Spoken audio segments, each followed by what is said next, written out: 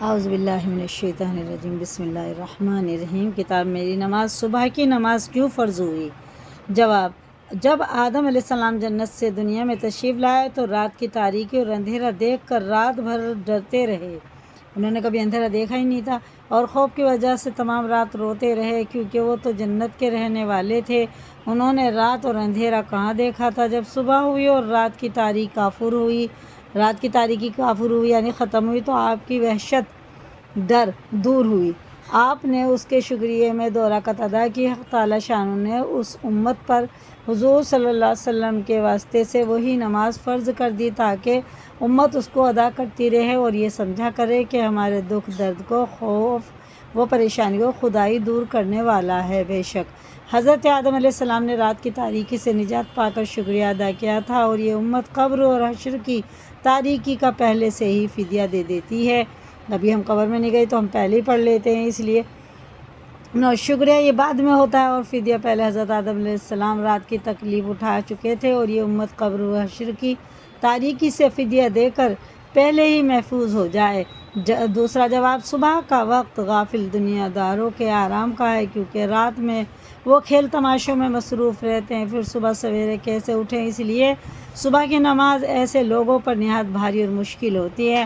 اللہ تعالیٰ نے اپنے نیک بندوں کو بروں سے علیحدہ کرنے کے لیے صبح کی نماز فرض کی، تاکہ نمازی آدمی بے نمازیوں کو اس وقت سوتا ہوا چھوڑ نماز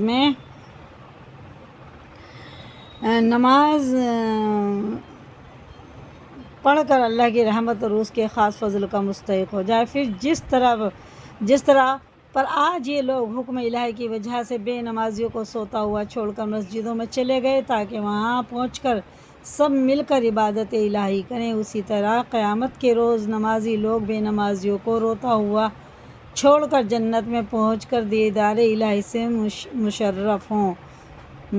بسم اللہ الرحمن الرحیم۔ وہ جواب ہے تیسرا: صبح کا وقت دیدار الہی کے وقت سے خاص مشابہت رکھتا ہے، اس لیے اس وقت کی نماز بالخاص دیدار الہی کی دعویٰ ہوئی، کیونکہ جب دیدار کا مشابہ وقت ہم کو مناجات اور دربار کی حاضری کے لیے ملا تو یقیناً اس کے بدلے میں اصلی دیدار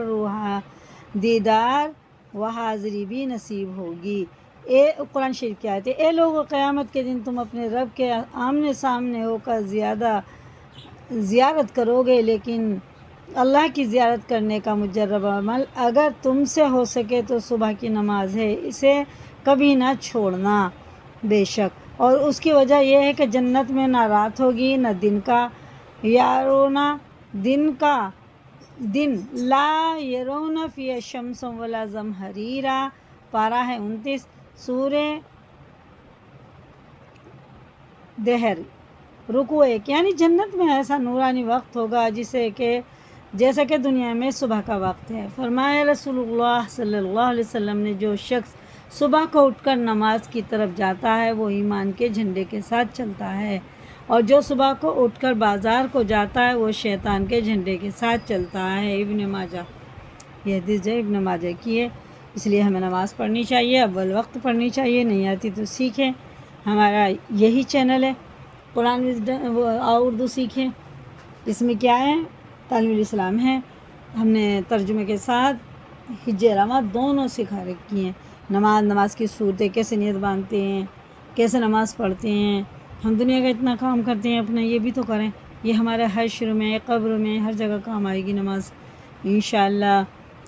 ہم سواد سے نماز پڑھیں گے، ایک وقت کے بھی نماز نہیں چھوڑیں گے۔ اللہ تعالیٰ ہم سب کو نماز پڑھنے والا بنائے، اول وقت نماز پڑھنے والا بنائے، ہم سے کی پریشانیوں کو دور کرے۔ جتنی بھی پریشانی ہے اولاد کی طرف سے ہیں، نافرمان اولاد ہیں، اللہ ان سب کو فرمانبردار بنا دے۔ یا اللہ جو بے روزگار ہیں روزی اور رزق عطا فرما دے، اور جو بے گھر ہیں اللہ ان کو گھر عطا فرما دے۔ اللہ جو جس لائن سے مسلمان جہاں کہیں بھی ہیں ان سب کی پریشانی کو دور کر دے، آمین ثم آمین۔